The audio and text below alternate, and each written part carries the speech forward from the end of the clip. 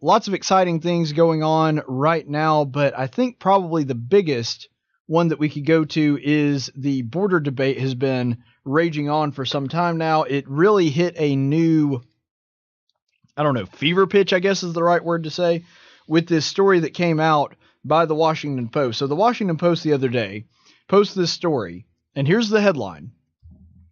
7-year-old migrant girl taken into Border Patrol custody dies of dehydration, exhaustion. All right, so based on that headline, pretty cut and dry. I mean, it's pretty clear. Sorry about that. It's pretty clear what they're trying to do. It's pretty clear that they're trying to give the impression to the reader that this poor little girl, and her death is incredibly tragic. I understand that. I'm with them on that. That because she was taken into custody by the Border Patrol, that's the way the headline reads, that she was dehydrated and wound up dying. That's the impression that this headline is giving. And this is why it's so important to understand fake news. Because I think it's important to define our terms here. Some people buy fake news, and this is kind of the definition that I adopt. We're talking about news that is intentionally deceptive. In other words, if people are putting out a news story that they know that they are giving false information on. This is an example of sort of a softer definition of fake news. Because if you read through the article, it actually gives you a lot of the details, but only if you read the article. And the thing is, if you are pushing a political agenda, you know that today, really all you've got to do is write a headline. Because do you know what the average time that an American spends reading a news story is? They've done studies on this. The average time is about 8 seconds. In other words, most people are reading the headline and moving on. And that means for every person like me that actually reads the whole article, you've got way more Americans, because I bring the average up by a lot. And I know that a lot of you guys that are listening to me that actually read these stories do too. But if you're reading most of a story, that means you've got a lot more people that are just reading a headline. Because if that's the average time, it doesn't take a mathematician to understand there's an awful lot of people spending even less time than 8 seconds on these stories. And so this is the game that the Washington Post plays. They know really all they've got to do is write a chilling headline that gets everybody whipped up in a frenzy, and they've already won.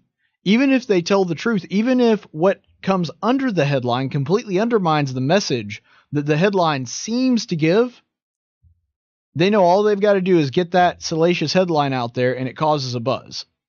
And that's exactly what is happening right now. Because they bury the lead, they bury the actual details of the story. As an example, let's go ahead and read part of this. A 7-year-old girl from Guatemala died of dehydration and shock after she was taken into Border Patrol custody last week for crossing Mexico into the United States illegally with her father and a large group of migrants along a remote span of New Mexico desert, U.S. Customs and Border Protection said Thursday.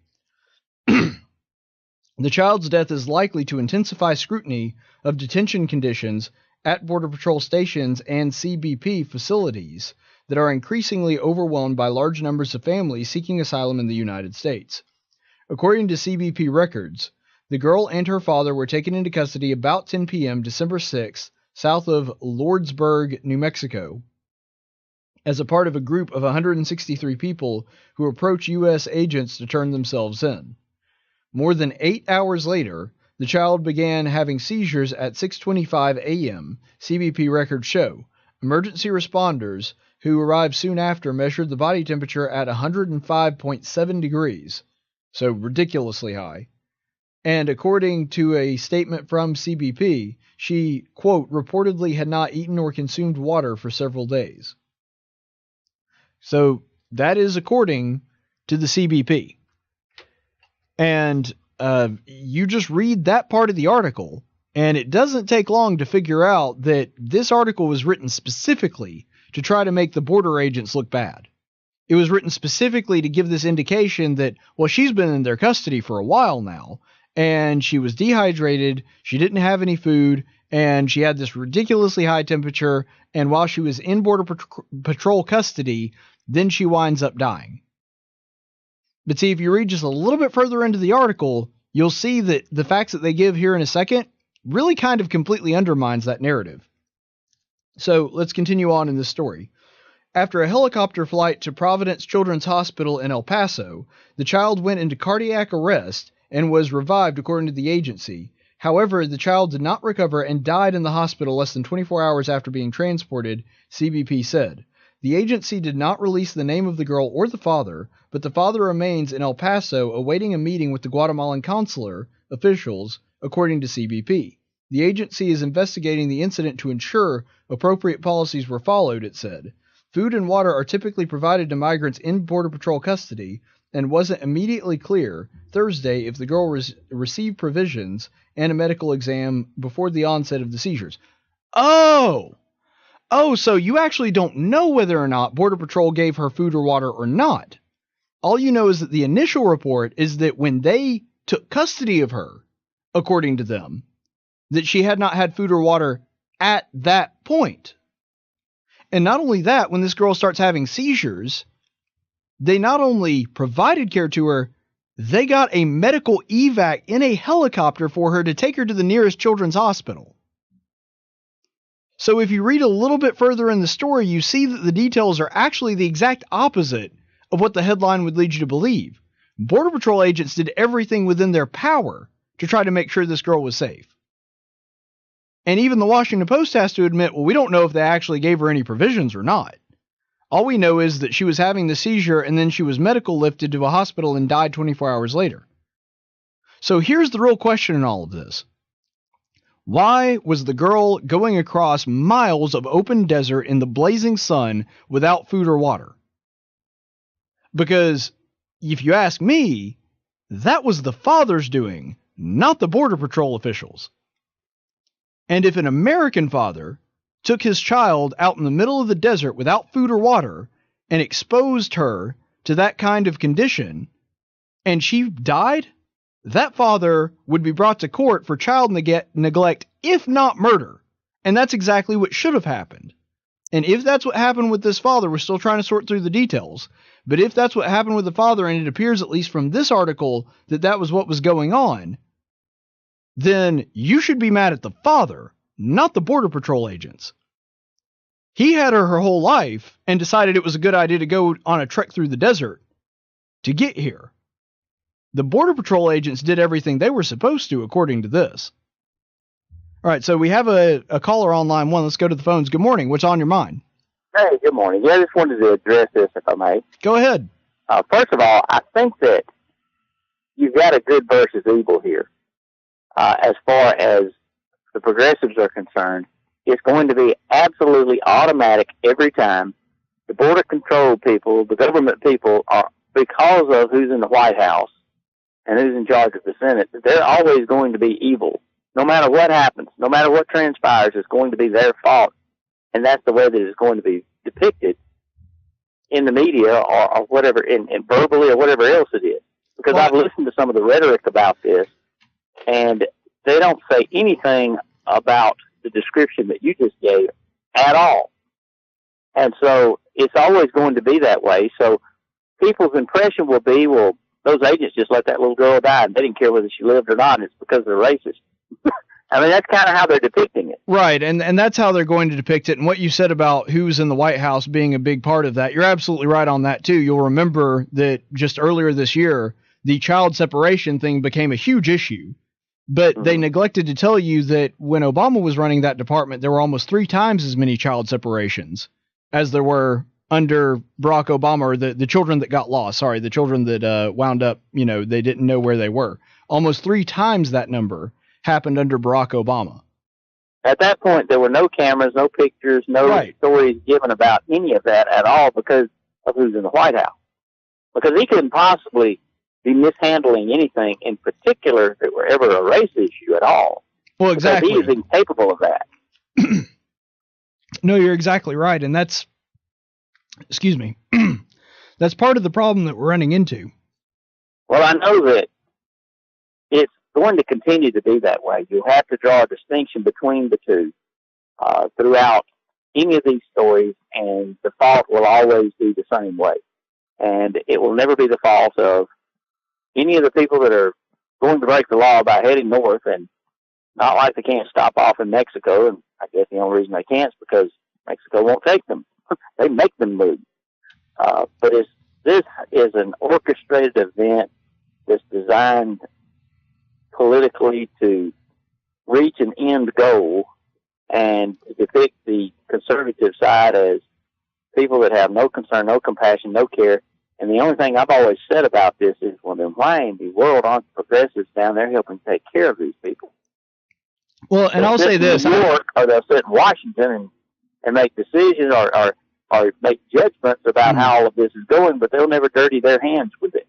Well, now, I don't think that the girl actually passing away was an orchestrated event, but I think there's no question that the way it was covered absolutely but any mishap, anything that happens, right. And that's tragedy for that to happen, for that little girl. Of course it is. Nobody's not saying that, but trying to blame the person in the White House for a little girl dying because of all those things that you just mentioned is ridiculous.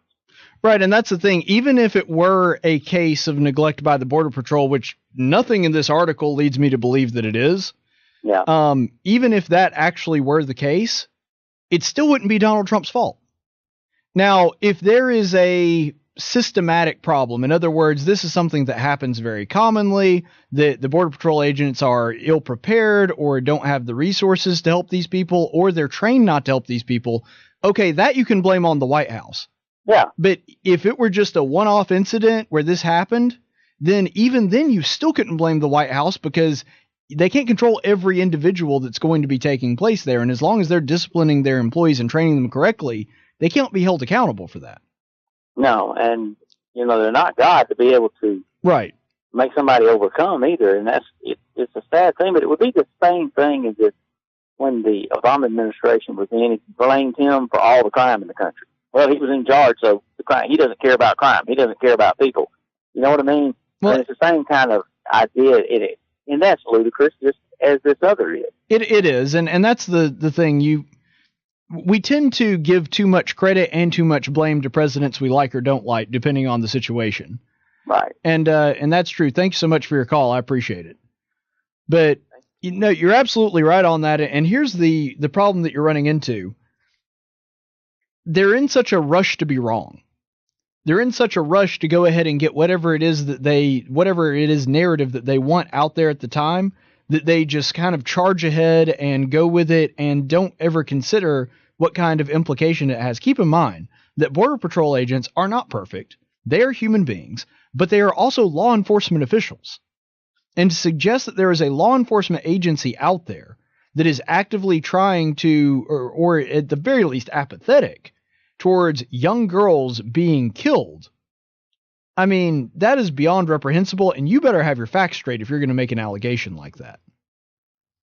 And even though the Washington Post kind of does give you the detail a little bit later in the article, you can tell that the entire article and the structure of it was designed in such a way so that they could say, well, technically we didn't lie, and technically we did give you the details, but it's structured in such a way to place as much blame on Border Patrol as possible, even though if you're looking at the details, there's really no reason to believe that that was the case in the first place. So now the father, I'm so bad with these names, Neri Cal Cuz, is disputing the narrative told by the Washington Post. So he says that she was not starving or thirsty and only became ill during the transport. And so that's what the dad is saying right now in an interview that happened over the weekend, that, well, she wasn't hungry, she wasn't thirsty, there had been food and water provided for her, and she didn't really get ill or show any signs of getting ill until we were on that bus. And then all of a sudden she started to run a fever and started vomiting and all this other stuff. And then they medical evac'd her. And he said, according to them, this is according to the Guatemalan consul, Tecandi Panagua, he told CNN in an interview that her father had no complaints about the way the Border Patrol treated him or his child. Now, there's a couple different reasons for this, because I don't know if he was actually trekking across the desert with no food or water with his daughter or not. That was what the initial report from Border Control said. So it is entirely possible that what happened is he's lying about this, and he's trying to do so because he's trying to keep his own butt from getting thrown in prison for child neglect. That is a possibility. I don't know if that's true or not, and I think the investigation will bear that out. But here's the thing. Whether or not that's true, neither one of these two possibilities paint the Border Patrol in bad light. Because if he was actually guilty of child neglect, well, then it's on him that his daughter died. It's on him that she was put in this condition when she was transported. And if not, even then the father is saying, well, I still have no complaints about the way the Border Patrol treated us. They did everything they could to save his daughter's life. That's according to him, not me. And so I don't see a scenario, based on the facts that we already have, that the Border Patrol could have done anything different than they did. They tried everything they could to save this girl's life, spared no expense. And here's what I want to ask you. And I think this is a testament to this country, because I'm tired of progressives trying to paint us as unsympathetic, uncaring monsters for wanting to enforce Border Patrol and wanting to enforce border security. Do you know of another country, anywhere on this earth, Europe, Africa, Asia, wherever, do you know of another country anywhere on this earth that would have spent that kind of money and resources to save an illegal immigrant child? Maybe there is, but I'm not aware of it. Maybe I'm wrong, but to my knowledge, there is not another country on earth other than America that would have done that. That would have lifted that child and did the best that they could to try to save her, revived her once, but unfortunately couldn't save her in the long run. So, first of all, I don't like this assertion that America is some kind of racist, evil country, which is what they always try to talk about anytime you even mention increasing border security. I just don't believe that. And this story is a testament to how America is good and not racist and does care about these kids. And our Border Patrol is included in that.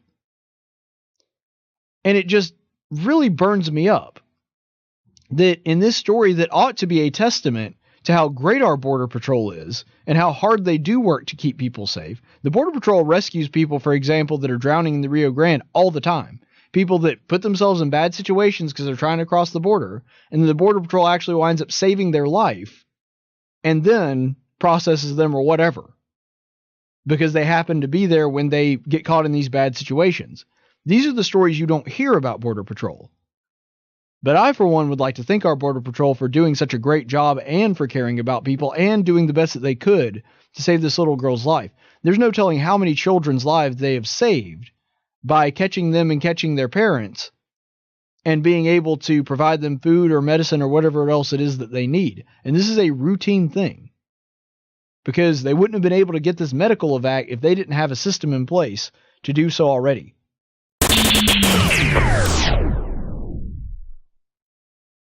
Hey, if you want all the latest updates to this channel, you need to go ahead and like this video and subscribe using that little notification bell down there.